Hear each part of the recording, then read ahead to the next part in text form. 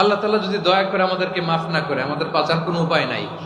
আপনি কি ভেবেছেন আপনার নামাজ দিয়ে আপনি জান্নাতে যাবেন? আপনি তাহাজ্জুদ গুজার, সেজদা দিতে দিতে কপালে দাগ ফেলেছেন, এটা আপনারা জান্নাতে নেবে না। আপনি এলাকার সবচেয়ে বড় হাতেম তাই দানশীল, এই দানের ভরসায় বসে আছেন, কশিন কালো না।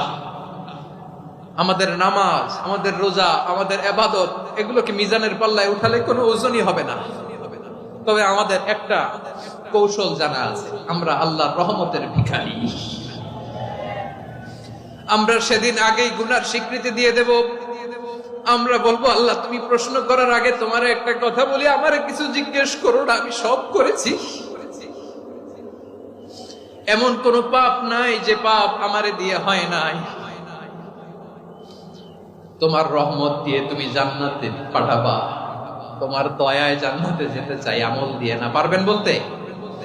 কিয়ামতের দিন আমরা বলবো, আল্লাহ আমার আমল দিয়ে জান্নাত চাই না, আমি তোমার দয়া দিয়ে জান্নাত চাই। তোমার দয়া ছাড়া আমার কোনো উপায় নাই। কারণ আল্লাহ যদি বিচার করে, বাঁচার কারো উপায় নাই। আল্লাহ যদি বলে ফেলেন তুই এটা করলি কেন, ওখানে গেলি কেন, কোরআনে 1000 বার নিষেধ করলাম তারপরেও এই পাপে জড়ালি কেন, এরকম প্রশ্ন ছুড়ে দিলে আমার উত্তর আছে? বাঁচার কোনো উপায় আছে? রোজ হাসরে হে আল্লাহ আমার করোনা বিচার, করোনা বিচার,